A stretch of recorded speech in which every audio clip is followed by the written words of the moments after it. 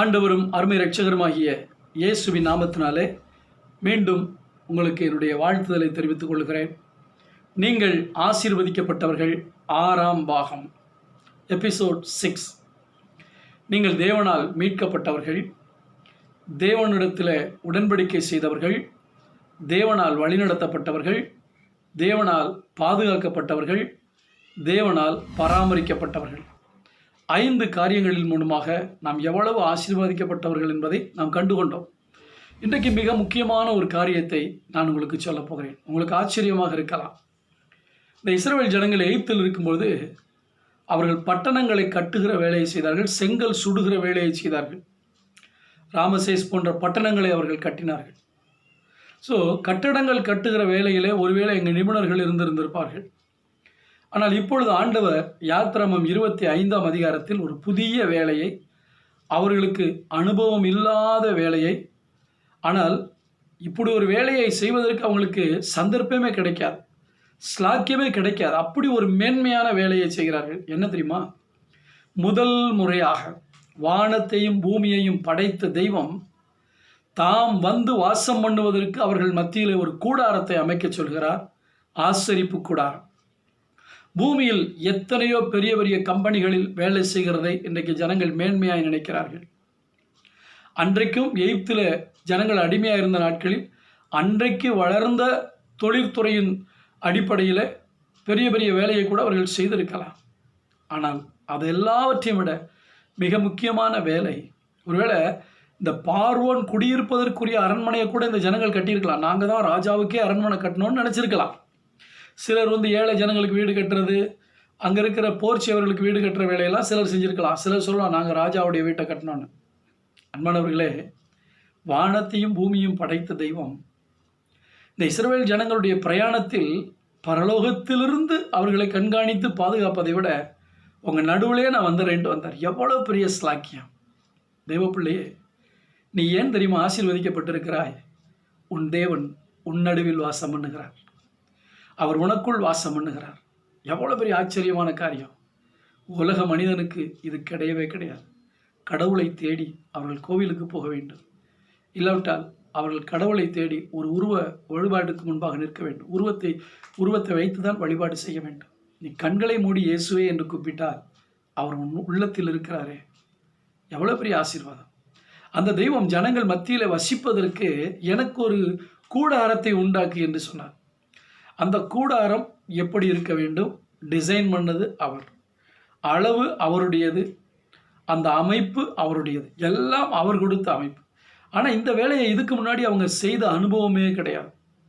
அதுக்காக சிலரை பேர் சொல்லி அழைக்கிறார். பெசலையலை பேர் சொல்லி அழைத்து அவன் யூகித்து செய்வதற்கும் யோசித்து செய்வதற்கும் அவனுக்கு ஞானத்தை கொடுக்கிறார். அன்பானவர்களே, யோசித்து செய்கிற வேலை என்பது ஏற்கனவே செய்த வேலையை நாம் முன்பு அந்த கட்டிடத்தில் எப்படி செய்தோம் என்பதை செய்த வேலையை ஞாபகப்படுத்தி செய்வதுதான் யோசித்து செய்வது. யூகித்து செய்வது இதுவரைக்கும் செய்யாத ஒரு வேலை, பழக்கப்படாத ஒரு வேலை, இப்படி இருக்குமோ என்று செய்வது. 2 வேலையையும் கர்த்தர் கொடுத்தார். இஸ்ரவேல் தங்களுக்கு அறிமுகமே இல்லாத, அனுபவமே இல்லாத ஒரு வேலையை செய்கிறார்கள். அதான் தேவனுடைய ஆசரிப்பு கூடாரம். ஏன் இவர்கள் ஆசீர்வதிக்கப்பட்டவர்கள் தெரியுமா? தெய்வத்துக்கே வீடு கட்டுகிறவர்கள், தெய்வத்தினுடைய பணியை, தெய்வத்தினுடைய வீட்டு பணியை. ஆண்டவருடைய வீடு என்பது பரலோகத்தில் இருக்கிறது.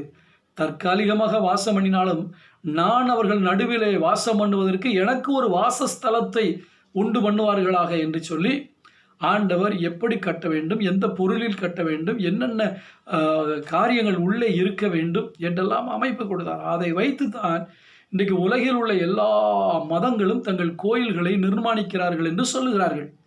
அவ்வளவு ஞானமாக நேர்த்தியா இந்த வேலையில் இஸ்ரவேல் ஜனங்கள் பயன்பட்டார்களே. முன்பு கொடுமையான ஒரு அரசனுக்கு, கடுமையாக வேலை வாங்கின ஒரு சர்வாதிகாரிக்கு அழுது வேலை செய்தார்கள். ஆனால் தங்களை மீட்டெடுத்த தெய்வத்தினுடைய வேலையை ஆவலாக செய்கிறார்கள். அன்பானவர்களே, இந்த புதிய ஏற்பாட்டில் தேவனுடைய ராஜ்யத்தை கட்டக்கூடிய ஒரு சுவிசேஷ பணியை தேவன் கொடுத்திருக்கிறார். அநேகருக்கு இதனுடைய மேன்மை புரிவதில்லை. சுவிசேஷ ஊழியத்தை யார் செய்கிறார்களோ அவர்கள் ஆசீர்வதிக்கப்பட்டவர்கள். நம்மை மீட்டெடுத்தாரே அந்த தெய்வத்தினுடைய புண்ணியத்தை செய்கிற வேலை. கர்த்தருடைய வீட்டை அன்றைக்கு ஆசரிப்பு கூடாரமாய் கட்டினார்கள். சாலமோன் கற்களினாலே ஆலயமாய் கட்டினார், ஒரு பில்டிங்கை கட்டினார். ஆனால் இன்றைக்கு ஆண்டவர் தம்முடைய சபையை கட்டி கொண்டு வருகிறார். மத்திய 16ஆம் அதிகாரத்தில் சொன்னார் அல்லவா, என் சபையை கட்டுவேன், பாதாளத்தின் வாசல்கள் அதை மேற்கொள்வதில்லை என்று சொன்னார். நாம் ஆலயமாக கூட்டி கட்டப்பட்டு வருகிறோம் என்று பேதுரு சொல்லுகிறார். மாளிகையாக நாம் கட்டப்பட்டு வருகிறோம்.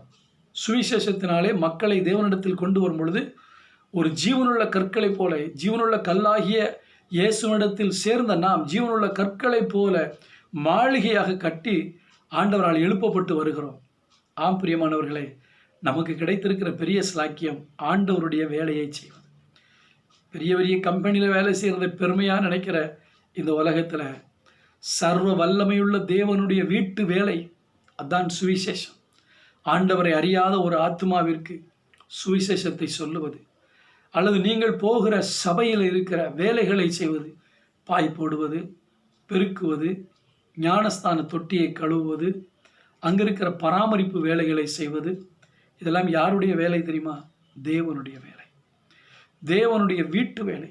இன்றைக்கும் எங்களுடைய சபையில் சில நேரங்களில், ரெகுலராக அல்ல, சில நேரங்களில் நான் யாரும் இல்லாத நேரத்தில் சபையில் இருக்கிற அலுவலகத்துக்கு நான் போகும் பொழுது அங்கே இருக்கிற பாத்ரூமை போய் பார்ப்பேன். அது எப்படி இருக்கிறது என்று பார்ப்பேன். சில நேரங்களில் அது கொஞ்சம் அழுக்காக இருக்கும் என்றால் இன்னொருவரை கூப்பிட்டு சொல்லுவதற்கு பதிலாக நானே அந்த டாய்லெட்டை க்ளீன் பண்ணுவேன். ஏன்னா எங்கள் வீடு சுத்தமாக இருக்கணுங்கிறதுக்காக எங்கள் வீட்டு டாய்லெட்டை க்ளீன் பண்ணுறதில்ல, நான் வைக்கப்படுறதில்லை. ஆனால் இது என் தேவனுடைய வீடு. அதில் இந்த வேலை அதுவும் ஒரு முக்கியமான வேலை. ஏனென்றால் வீடு தேவனுடையது அல்லவா? அன்பானவர்களே, உங்கள் சபையில் உங்கள் போதகர் உங்களுக்கு கொடுக்கிற சபை சார்ந்த பணி, சபை சார்ந்த ஊழியம் சார்ந்த பணிகள் எல்லாம் மேன்மைக்குரியவை. எலியாவுடைய கைக்கு தண்ணீர் வார்த்த எலிசாவே தேவனால் உயர்த்தப்பட்டார். ஏனென்றால் அவருடைய ஊழியக்காரனுக்கு வேலை செய்தபடினால். பரிசுத்தவான்களுக்கு நீங்கள் பணிவிடை செய்ததை மறப்பதற்கு தேவன் அநீதி உள்ளவர் அல்ல என்று போட்டிருக்கு. அப்போ அவருடைய ஊழியக்காரனுக்கே நீ ஒரு சின்ன வேலை செஞ்சால் கூட அவர் ஒன்று உயர்த்துவார்னா, அவருக்கே நீங்கள் வேலை செஞ்சீங்கன்னா. பிரியமானவர்களே, எந்த கிராம ஊழியங்களோ, திருப்பிரசங்க ஊழியங்களோ, டிராக்ஸ் ஊழியமோ, சிறுவர் பெரியவர், ஆண்கள் பெண்கள், எந்த ஊழியமோ ராஜாவுடைய வீட்டு வேலை. அந்த ராஜாவுடைய வீட்டு வேலையில் உங்களை இணைத்து கொள்ளுங்கள். சிலர் ரொம்ப ஞானமாக நடப்பாங்க. பாஸ்டரோ சிஸ்டரோ பாத்திரப்படாதுங்கிறதுக்காக ஊழியத்துக்கு வர சொல்லுவாங்கன்ட்டு ஒதுங்கி ஓடுவாங்க. அவர்களைப் போல அறியாமை உள்ளவர்கள் ஒருவரும் இல்லை. ஸ்லாக்கியத்தை இழந்த பரிதாபத்துக்குரியவர்கள். இன்னும் கடுமையான வார்த்தையை நான் சொல்ல முடியும், ஆனால் நாகரிகம் கருதி நான் சொல்லாமல் விடுகிறேன். ஊழியத்துக்கு கூப்பிட்டு விடுவார்களோ என்று ஊழியத்துக்கு வராமல் சாக்குப்போக்கு சொல்லுகிறவர்கள் பைத்தியக்காரர்கள், மேன்மையை உணராத பைத்தியக்காரர்கள்.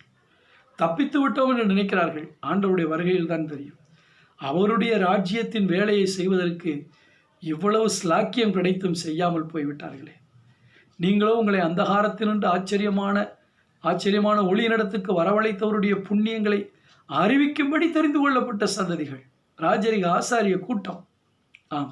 அவருடைய புண்ணியத்தை சொல்ல வேண்டும், அவருடைய வீட்டு வேலையை செய்ய வேண்டும். அதான் நமக்கு கிடைத்திருக்கிற பெரிய ஸ்லாக்கியம். வேதம் சொல்லுகிறது, சிலருடைய இருதயம் ஞான எழுப்புதல் அடைந்ததாம். அந்த வேலை செய்வதற்கு சந்தோஷமாக வேலை செய்கிறாங்க. ஆண்டவருக்கு. எந்த வேலை செய்தாலும் ஆண்டவருக்குன்னு நம்ம செய்யணும். பிரியமானவர்களே, இந்த 6வது எபிசோடில் ஆண்டவர்களோடு கூட பேசுகிறார். தேவனுடைய பணியை செய்கிறவர்கள் பாக்கியவான்கள், தேவனுடைய பணியை செய்கிறவர்கள் ஆசீர்வதிக்கப்பட்டவர்கள். உங்களுக்கு சில ஊழியம் தெரியாமல் இருக்கலாம், ஜெபம் தெரியாமல் இருக்கலாம். ஆண்டவர் அதுக்குரிய ஞானத்தை கொடுப்பார். ஆட்களை பார்க்கும் பொழுது பேசுவதற்குரிய ஞானத்தை கொடுப்பார். நான் ஆரம்ப நாட்களில் ரட்சிக்கப்படுறதுக்கு முன்னாடி நான் ஏற்கனவே சொல்லியிருக்கல, நான் நிறைய படித்த ஆளெல்லாம் கிடையாது. ஆண்டவர் கொடுத்த ஞானம், வேத ஞானம் எனக்கு ஆண்டவர் கொடுத்துருக்கிறார். தாழ்மையோடு சொல்லுகிறேன். படித்தவங்க பக்கத்தில் போகிறதுக்கு நான் வெட்கப்படுவேன். இங்கிலீஷில் 2 வார்த்தை பேசிட்டாங்கன்னா நமக்கு பதில் சொல்ல முடியாதுன்னு படித்த ஆட்களுக்கு பக்கத்தில் நான் போக மாட்டேன். ஆனால் இன்றைக்கி படித்தவர்களே இந்த பிரசங்கங்களை கேட்கும் பொழுது நீங்கள் இவ்வளவு ஆழமாக எப்படி பிரசங்கிக்கிறீர்கள் என்று கேட்கிறார்கள். பல இது சிம்பிளான பிரசங்கம் தான். பல ஆழமான பிரசங்கங்களை கேட்டு ஆச்சரியப்படுகிறார்கள். இது எங்களால் உண்டானதல்ல, தேவனால் உண்டானது. எங்களால் ஏதாகிலும் ஆகும் என்று யோசிக்கிறதுக்கு கூட எண்ணில் நான் தகுதியுள்ளவன் அல்ல. ஆம் பிரியமானவர்களே, இந்த நாளிலிருந்து ஆண்டவருடைய வேலையை தேடி தேடி செய்யுங்க. உங்கள் பாஸ்டர்கிட்ட கேளுங்க, உங்கள் பாஸ்டர் மாட்ட கேளுங்க.